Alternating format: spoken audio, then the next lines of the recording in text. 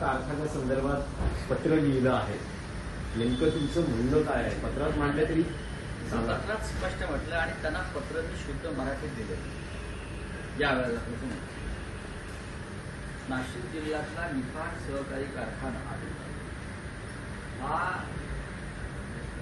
गेल्या काही काळापासून भ्रष्टाचार, अनागोंदी, अंतर्गत राजकारणामुळे बंद पडला. शेकडो कामगार त्यांचे संसारांची भरधाव झाली. कामगार आणि कामगारांचे प्रतिनिधी वारंवार प्रयत्न करतात. महाराष्ट्रातल्या बहुतेक सर्व कारखाने, जे कारखानदार भाजपात गेले, अजित पवारांबरोबर गेले, त्यांना भरघोस मदत देऊन कारखाने चालू करण्यात. त्यासाठी सुद्धा कोट्यावधी रुपयाचा निधी देण्यात आला. काही कारखानदार थेट अमित शहाना भेटतात, तिथून त्यांना मदत मिळते. तरीही निफाड कारखाना जो आहे, शेकडो चुली त्याच्यावरती अवलंबून आहे. तो कारखाना मुळात मोठ्या काळामध्ये शिंदेचं सरकार आल्यावरती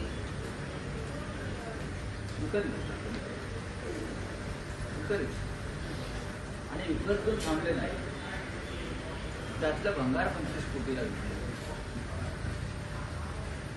नाशिक जिल्हा बँकेचं कर्ज त्या कारखान्यावरती आहे. आता नाशिक जिल्हा बँक तो कारखाना विकण्यासाठी प्रयत्न, विकला जावा काय, कामगारांची 25 ते 30 कोटीची देणी थकलेली आहे, पगार थकलेले आहे, ग्रॅज्युएटी, एक दमडा न देता कारखाना विक्रीच काय, हा फार मोठा आहे. हा कारखाना चालू शकतो निफाड सारख्या ठिकाणी जिथे उपलब्ध आहे, इकडलं नेतृत्व सक्षम. तो कारखाना का चालवला जात नाही? कारण तो कारखाना कोणाला विकायचा आणि विकून जमीन, भंगार, इतर गोष्टी विकून त्यात पैसे. अनिल कदम त्या भागातले शिवसेनेचे नेते, त्यांचा माझा आता पोचला का हा विषय त्यांनीच माझ्यासमोर मांडला. मंगळवारी निफाडकरांचा मोर्चा, प्रचंड मोर्चा निघतोय कारखाना चालू करायचा. अनिल कदम यांच्या नेतृत्वाखाली त्यानंतर निफाड सहकारी कामगार संघ आहे, त्यांचा एक मोठा मोर्चा आहे.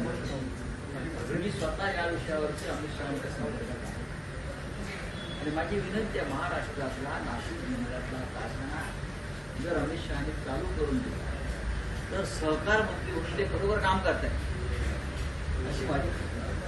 नाहीतर त्यांचं सहकार हे बँका, सहकारी बँका, त्याचे प्रमुख, साखर कारखानदार आपल्या पक्षाचे आवेग, त्यासाठी दबावाच्या राजकारणासाठी ते करतात. ठीक आहे, हा कारखाना त्याने चालू करून आम्हाला देतात. निफाड सहकारी मंगळवारी हजारो कामगारांचा मोर्चा आमच्या एकच मिनिट. याच अनुषंगाने तुम्ही आता असं म्हणालात की निफाड कारखान्यासंदर्भात तुम्ही अमित शहांशी संपर्कात आहात, पत्र तर लिहिलेलं आहे. अमित शहांशी तुमचा याविषयी व्यक्तिगत संवाद झालाय का? माझा मागच्या आंदोलनाच्या काळामध्ये त्यांच्याकडे मी या संदर्भातली सगळी कागदपत्र त्यांच्या हातात दिली, प्रत्यक्ष भेटून त्यांना दिली. आमच्या मी ज्या कन्सल्टेटिव्ह कमिटीवर आहे त्याचे ते अध्यक्ष, त्याच्यामुळे आमचे त्यांचे संवाद त्या संदर्भात होत असतो. तपास करावा आणि पहिला कारखाना चालू करावा आणि मग गुन्हेगारांवर कारवाई करावी. हा कारखाना मला कोणी विकत घेतला याचा शोध तुम्ही आणि विकत घेण्याची संपत्ती आली कुठली? त्याच्यामध्ये कारखान्याच्या त्या उद्घाटनाच्या वेळेला नव्याने जेव्हा झालं, विकत घेतला तेव्हा तिथे कोण कोण उपस्थित होते, त्या सगळ्यांचे पैसे त्याच्यामध्ये गुंतले आणि जे भंगारातून 30 कोटी रुपये जमा झाले ते सुद्धा ह्या लोकांनी वेळले, कामगारांना काही मिळालेलं नाही. माझं अमित शहाना विनंती, मागणी की यात राजकारण न आणता कामगारांच्या चुलीत पेटायला हवं ही आमची भूमिका आहे. आपण या देशातले केंद्रीय सहकार मंत्री, केंद्रामध्ये प्रथमच सहकार मंत्रालय स्थापन झालं. याचा सहकार हा राज्याचा विषय, केंद्राचा नव्हता. आपण मी सहकारातला एक फार मोठा कार्यकर्ता वगैरे सांगून गृह खात्याबरोबर आपण सहकार खात्यात घेतलेलं आहे. ते त्याच्यामुळे सहकार खात्याची जबाबदारी ही सहकारातून उभा राहिलेला कारखाना कोणी भंगारात काढत असेल आणि त्याची विक्री 1000-1500 कोटीला करून माल मिळवणार असेल, कामगारांची दिली देणार नसतील, कामगारांचे पगार थकलेले आहेत, कामगार रस्त्यावर आहे, अशा वेळेला माझी त्यांना विनंती आणि परत जेव्हा मी 6 तारखेला जाईन तेव्हा या कारखान्यासंदर्भात परत त्यांच्याकडे मी कामगारांच्या प्रतिनिधी संदर्भात बैठक मागणार. सर, संजय शिरसाट पुन्हा एकदा पैशाच्या बॅगेवरून चर्चेत आलेले पाहायला मिळत आहेत. नाराजी व्यक्त केली की केंद्राकडून आलेले पैसे किंवा वेगवेगळ्या ज्या योजना आहेत त्या नगरविकास खात्यात व्यवस्थित राबवत दिले होते आणि त्या संदर्भात पुन्हा एकदा फडणवीसांनी एकनाथ शिंदे यांना नाराजी व्यक्त केली. केंद्रीय निधीचा अपहार नगरविकास खातं करत असेल, नगरविकास मंत्री लाडके, अमित शहाचे लाडके, याचा अर्थ केंद्र आणि नगरविकास खातं राज्यात भ्रष्टाचारामध्ये संगनमत आहे. एकनाथ शिंदे हे नगरविकास मंत्री म्हणून पूर्णपणे अपयशी आहे. नगर विकास खात्याच्या माध्यमातून मग एमएमआरडी असेल, इतर काही प्रकल्प असतील, महापालिका, 27 महानगरपालिका, नगरपालिका यांचा निधी जो केंद्राकडून आला असेल, जर त्यांनी तो इतरत्र वळवला असेल, ठेकेदाराच्या माध्यमातून कमिशनबाजी केली असेल, हा भ्रष्टाचार आहे. देवेंद्र फडणवीसांनी त्यांना बडतर्फ केलं पाहिजे, त्यांना तो अधिकार आहे. नुसतं चावचाव रडून चालणार नाही ना, किंवा बातम्या पेरून अशा खंबीरपणे राज्याचे, महाराष्ट्रासारख्या राज्याचे मुख्यमंत्री म्हणून नगरविकास खात्याच्या भ्रष्टाचारावर त्यांनी जनतेला विश्वासात घेऊन सांगायला पाहिजे कशा प्रकारे भ्रष्टाचार झालेला आहे. 2 लाख कोटीची कामं नगरविकास मंत्र्यांनी काढली मुंबईत, त्याचा काही आता पत्ताच नाही. ठेकेदारांना कामाचं वाटप झालेलं आहे आणि त्या 2 लाख कोटीवर 25% आधीच घेतल्या. विचार करा किती पैसे. मी हे जबाबदारीनं बोलतोय. नुसते कागदावर कामं काढली आहे, प्रत्यक्ष कामाचा पत्ता नाही. 2 लाख कोटी रुपयांची कामं आपल्या नगरविकास मंत्र्यांनी ठेकेदारांना परस्पर दिलेली आहेत. काही आता पत्रा रेफर महापालिकेत त्याचा नाही, पण ॲडव्हान्समध्ये दलाली घेतले, कमिशन घेतले 25%. म्हणजे किती 1000 कोटी त्यांनी घेतले. हा केंद्राचा पैसा आहे, राज्याचा पैसा आहे, हे बोलत नाही, हा जनतेचा पैसा. महाराष्ट्राच्या मुख्यमंत्र्यांना भ्रष्टाचाराचं नाव काढल्यावर त्यांचा आत्मा तीव्र चुकतो. भ्रष्टाचार असा काढतात, त्याचा काढतात, 50 वर्षापूर्वीचा काढतात. अरे तुमच्या नाकासमोर 1 वर्षात भ्रष्टाचार सुरू आहे, तो काढा. नगरविकास मंत्र्यांना बडतर्फ करा आणि महाराष्ट्रासमोर एक नवा पायंडा पाडा. संजय शिरसाट वक्तव्य केलेलं आहे. त्यांनी म्हटलेलं आहे की जे काही गणपती मंडळ आहेत त्यांनी आता डीजे ऐवजी पारंपरिक वाद्य वाजवावी आणि यासाठी कोण पैसे देत नसतील तर माझी बॅग उघडीच आहे, मी अशा व्हिडिओला घाबरत नाही. ठीक आहे, ठीक आहे. आता ह्याच्यावरती आपण काय बोलू शकतो? बॅग उघडी आहे त्यांची, कारण हे जे लुटलेले पैसे आहेत त्या बॅगेत आहेत. भ्रष्टाचाराच्या पैशावरती तुम्ही गणेशोत्सव साजरा करा, हा स्पष्ट संदेश आहे. सर, मतचोरीचा दिनेश सर, थोडं मागे हात येतोय. राहुल गांधी, त्यानंतर उद्धव ठाकरे आणि आता राज ठाकरेही तोच मुद्दा मांडायला लागलेले आहेत. नाही, पण या माध्यमातून इंडिया अलायन्समध्ये राज ठाकरे येऊ शकतात का?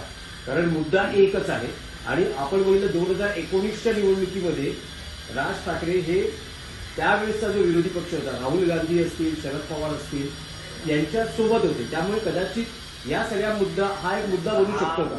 चर्चेचा आत्ता या क्षणी नाही, पण व्होट चोरी हा राष्ट्रीय मुद्दा आहे. दिनेश सर फ्रेममध्ये जात थोडं मागे जाणार. इंडिया आघाडीत नाही किंवा महाविकास आघाडीत या क्षणी नाही, त्यांना सुद्धा या प्रश्नानं चिंतित केलेलं आहे. इतकंच कशाला, भारतीय जनता पक्षामध्ये अनुराग ठाकूर सारखे केंद्रीय मंत्री आहेत, त्यांनी सुद्धा व्होट चोरीचा मुद्दा शेवटी आणलाच ना समोर. त्यांचा मुद्दा की काँग्रेसने व्होट चोरी, म्हणजे व्होट चोरी होते. अनुराग ठाकूर सारखे केंद्रीय मंत्री आहेत, त्यांनी सुद्धा व्होट चोरीचा मुद्दा शेवटी आणलाच ना समोर. त्यांचा मुद्दा की काँग्रेसने व्होट चोरी, म्हणजे व्होट चोरी होते. राज ठाकरे यांनी जो मुद्दा मांडलेला आहे तो विधानसभा निवडणुकानंतर तात्काळ त्यांनी या विषयावरती आपलं मत व्यक्त केलं होतं. हे काल आपल्याला सांगितलं की मतं जी मिळतात ती जातात. शिवसेना पक्षप्रमुखांनी म्हणजे माननीय उद्धवजींनी सुद्धा हा मुद्दा लगेच मांडला. ती मतं गेली कुठं? आम्ही मतदार जो मत देतो आहे, बटन दाबतो आहे, ते मत नक्की कुठे जात आहे ते कळत नाही. म्हणजे आम्ही जेव्हा मतपत्रिकेवर मत शिक्का मारतो आम्हाला दिसतंय की आम्ही कोणाला मत देतोय. आम्ही ते मत टाकतो आणि ते मोजलं जात आहे. पण ईव्हीएम मध्ये असं होत नाही. राज ठाकरे यांनी तोच मुद्दा मांडलेला आहे आणि आम्ही त्यांचं त्या भूमिकेबद्दल स्वागत केलेलं आहे. या क्षणी राज ठाकरे आणि उद्धव ठाकरे एकत्र, एवढंच मी सांगू शकतो.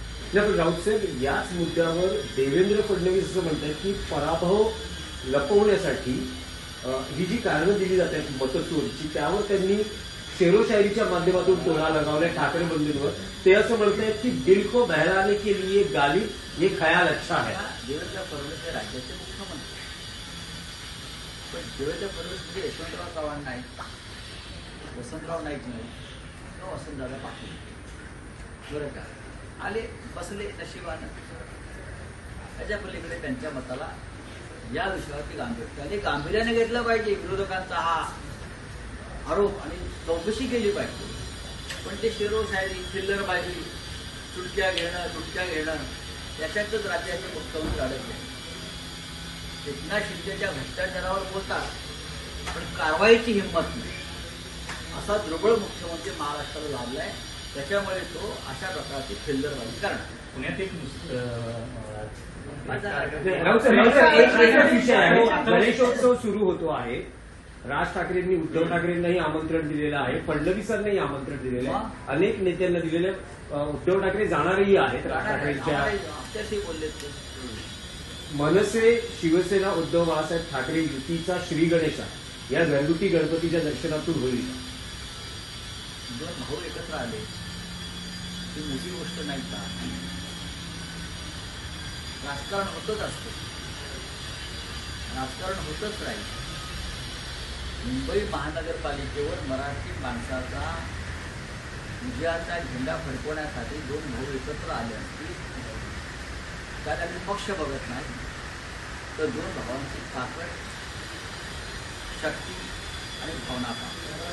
आणि राजकारण करू ना, आम्हाला राजकारण करायचंच आहे. आमचा जन्मच राजकारणात झालेला आहे बाळासाहेबांबरोबर. आणि राजकारण नक्कीच पुण्यात अथर्व सुतारने जे डिजिटल क्रिएटर आहेत त्यांनी मुस्लिम मूर्तिकाराकडून गणपती मूर्ती घेतली म्हणून त्याला टार्गेट केलं गेलं आणि व्हिडिओ त्याला डिलीट करायला लावला. त्याच्यापासून ट्रोलिंग चालू आहे. ट्रोलिंगपेक्षाही या राज्यामध्ये जे विष पेरलं जात आहे, जे विष पेरलं जातं ते भयंकर. याआधी सुद्धा आम्ही मुस्लिम कलाकारांकडून कामं करून घेतलीच ना धार्मिक, ते आमच्याकडनं करून घेतात. पण या राज्याच्या देशामध्ये अशा प्रकारची धर्मांतरित विष पेरून या राज्यामध्ये जे काय उत्पाद घडवला जातो ते अक्षरशः पाप. या देशामध्ये हिंदू आणि मुसलमान किंवा इतर धर्मात अशा प्रकारची कीड कधीच निर्माण झाली नव्हती. म्हणजे भारतीय जनता पक्ष, मोदी, अमित शहा, फडणवीस यांची सरकार आल्यावरती केलं जातं. तिकडे संगमनेरला कोणीतरी गोडसे म्हणून बाळासाहेब थोरातांचा सुरू करणार, याच पिढीतून निर्माण झालं. सर, हिंदी में जानना चाहेंगे. म्हणून अमित साटम यांची लवकरच घोषणा होण्याची शक्यता आहे, झालेली आहे. मुंबईत पुन्हा एकदा मराठी चेहरा दिलेला आहे भाजपनं. मराठी नव्हते ना, पुन्हा एकदा मराठी चेहरा आहे मुंबई महापालिकेच्या दृष्टीने. मुंबईला मराठी चेहरा देण्याचा पर्यायच नाही कोणाला. आता कोणाला नेमले मला माहित नाही, पण आशिष शेलार अनेक वर्ष या शहराचे अध्यक्ष होते. भारतीय जनता पक्षामध्ये काय राजकारण उतरवून आलंय मला माहित नाही की शेलारांना आई निवडणुकीच्या तोंडावर जावं लागतंय. काहीतरी मुंबई भाजपात घडतं एवढंच सांगू शकतो. सर, हिंदी में जानना चाहेंगे जो सरकार मंत्री अमित शाह जी को आपने जो पत्र लिखा है, क्या कहेंगे उसके बारे में? महाराष्ट्र की कोऑपरेटिव सेक्टर जिस तरह से भ्रष्टाचार हो रहा है और भ्रष्टाचार करने वाले उनके ही पार्टी के या उनके अलायंस पार्टी के लोग बड़े बड़े शुगर सम्राट है. नासिक का एक बड़ा कारखाना कोऑपरेटिव सेक्टर में है, निफाड कोऑपरेटिव शुगर फैक्ट्री है. कुछ सालों से बंद है भ्रष्टाचार की वजह से. हजारों कामगार, उनकी फैमिली सड़क पर थे। 2 दिन के बाद वहां बड़ा आंदोलन होने वाला है। मैंने केंद्रीय सहकार मंत्री अमित शाह जी को बोला, कहा है भाई आप इतने बड़े नेता हो, गृहमंत्री हो, केंद्रीय सहकारिता मंत्रालय आपके पास है, तो ये हमारे महाराष्ट्र का एक कारखाना हमें चालू करके दीजिए, हम आपके आभारी रहेंगे। Thank you sir